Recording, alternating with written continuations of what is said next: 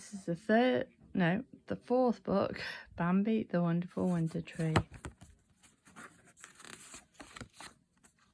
Bambi woke up one morning to find that the whole world was covered in a soft white blanket.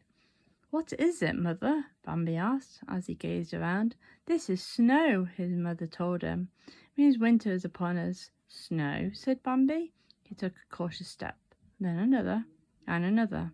He felt the icy crystals crunch beneath his hooves. When he glanced back over his shoulder, he could see a set of tiny tracks.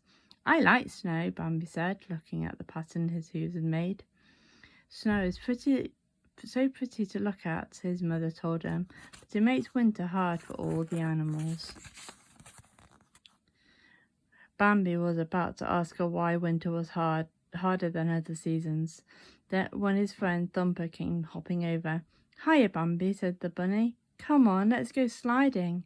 He led Bambi to the pond, which was frozen solid. Thumper slapped at the ice with his foot. "Come on, it's all right," he told Bambi. Bambi spotted Flower the skunk. "You want to come sliding?" Bambi called, running over. "Thumper says the water's stiff." Flower shook his head. "No thanks, I'm off to my den. I'm going to sleep through the winter." He yawned. "Goodbye, Bambi," he said. "Bye, Flower," said Bambi. Then he spied another friend, a squirrel, scurrying up an oak tree. "The pond is stiff, Squirrel," called Bambi. "Want to come sliding with me?" "Thanks," replied the squirrel, "but I have to store nuts for the long winter." He showed Bambi the pile he had already collected. "No sliding for me today." All these other animals seemed to be taking winter very seriously, so Bambi went back to Thumper and the frozen pond by himself. Whee! Thumper was sliding across the ice with some of his sisters, but when Bambi stepped on the ice, his long legs lost their balance straight away. His hooves slid off in 4 directions. "Kind of wobbly, aren't you?" said Thumper, skating around him. "You can do it." Bambi wasn't so sure. Sliding across the stiff water wasn't as much fun for the deer as it was for rabbits. His legs were long and he had further to fall. His stomach growled and he realized that all the running about in the snow had made him hungry. He said goodbye to the bunnies and went back to find his mother. "Mother, I'm hungry," Bambi told her.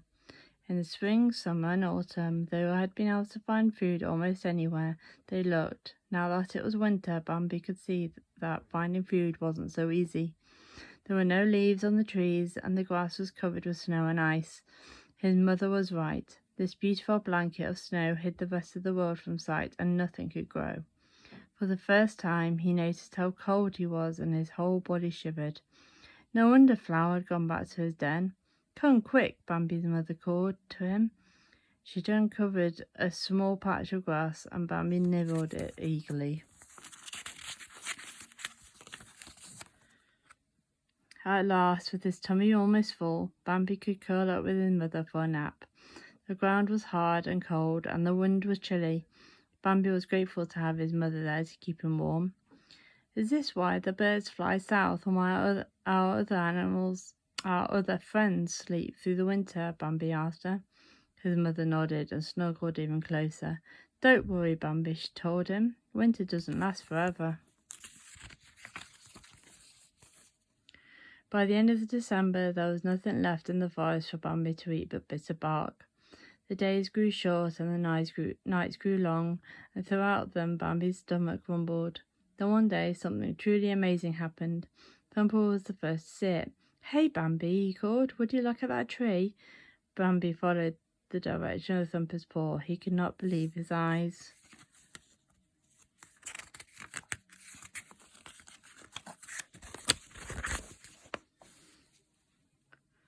Then before them was a tall pine tree unlike any Bambi had ever seen.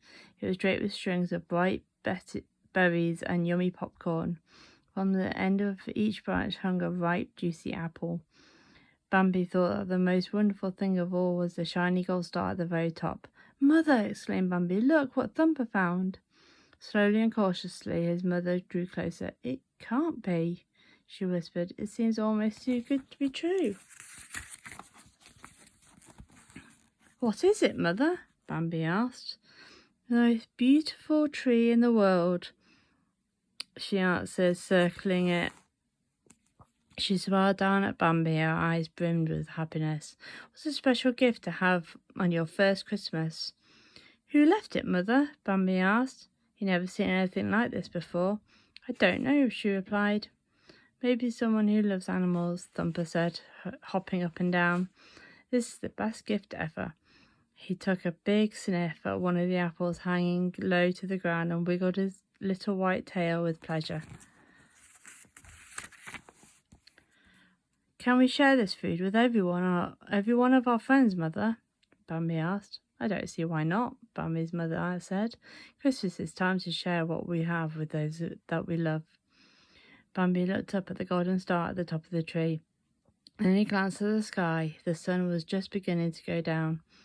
He knew that very soon there would be a star twinkling in the sky just like the one at the top of the tree. He danced back over to his mother and took a big bite out of one of the juicy green apples. He thought, nothing had ever tasted so good.